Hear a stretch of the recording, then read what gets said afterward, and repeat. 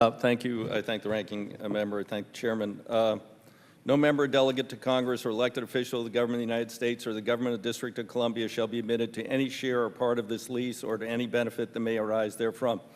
Mr. Horn, is the President of the United States an elected official of the government of the United States? Yes or no? It's simple. Yes. Okay, good. Thank you. So is this, has there ever been, to your knowledge, a similar situation where a president has been a signatory of a major lease with the GSA? No. Okay. So we could say this is an issue of first impression then, essentially in terms of legal interpretation. Yes, I suppose. Yeah, it's unprecedented. Okay.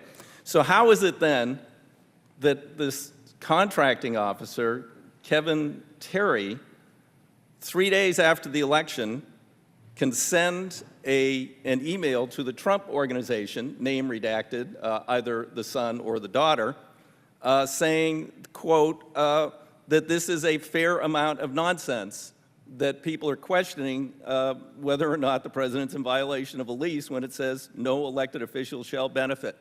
How could that be? So thank you for the question. We've had a busy couple weeks at GSA, and last week I was let's do this real simple. I don't want a filibuster here. Do you think that it was proper for the contracting officer in an issue of first impression involving the newly elected president of the United States, when you have a clear lease section that says no elected official of the government of the United States shall benefit, to say this is nonsense? What was the what was the legal basis? So, is that the way your people work? So I mean, do you consider him to be not prejudiced? Why shouldn't he be recused or removed from that position? He says no one has ever had to confront this before. It's nonsense. Yet he ultimately becomes the arbiter. And there's a few other suspicious things. I mean, Mr. Dong's appointed head of GSA at 12:15. He's removed at 7:15. You're appointed. Then he is the head of public building services. Strangely enough, he had nothing to do with this, the highest profile lease in the history of the agency, and a totally unprecedented issue of first impression. And yet, you know, he had nothing to do with it, and then suddenly he's detailed out to a nonprofit. This all kind of stinks. So let's go back to Mr. Terry.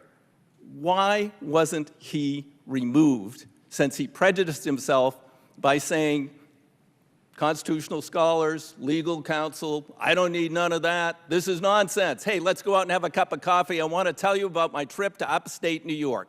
Do you consider that professional conduct, and do you think that that person was capable of dispassionately making such an extraordinarily critical decision? So I read the Bloomberg article that you're referring to. There's when I read the article, said, boy, I wish he wouldn't have said it that way. And frankly, my first selfish thought was, boy, I'm going to have to testify next week, and I'm going to be asked about this. But I quickly reminded myself that I'm the acting head of a 12,000 person agency. But again, is this professional conduct to say this is nonsense? Why at that point wouldn't you say, how could you make a dispassionate ruling? So did you ask him? Why did he say it was nonsense, and who did he go have coffee with? Did he tell you? I wish he wouldn't have said it that way. I wish he would have been clear. Did he tell you who he wanted to have coffee with? Was it Ivanka or Donald Jr.? I wish he would have been more clear in the email. When it came to my attention, I knew that we had to look into it more and find out the context of what was meant by that email. Okay. I asked our Deputy Commissioner of Public Buildings to take a look into the situation, to provide me with, or to seek out the context from the email. Okay, good. That's good. Okay, wait, if I can reclaim my time. This is nonsense, yet he is then going to ultimately render a decision. His ultimate decision is, because they created yet another shell, and the president won't get paid today, he'll get a hamburger on Monday, you know, that he's not benefiting from this. We can pay down the debt, you can enhance the asset, which he owns a majority interest. He is not benefiting. He's not admitted or sharing in this lease or any benefit that may arise therefrom.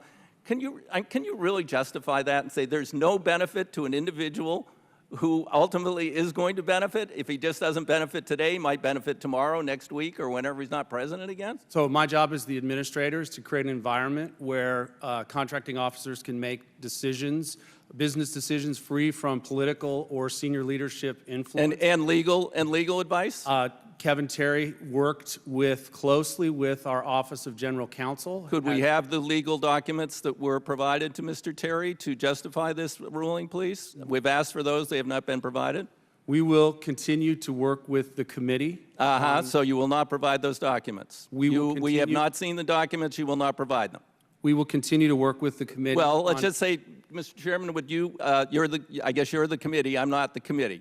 So, Mr. Chairman, would you like to request those documents? He said he'll work with us. We'll work with you on this. Well, does work mean we will request? I'll consider it. Okay. Thank you, Mr. Chairman.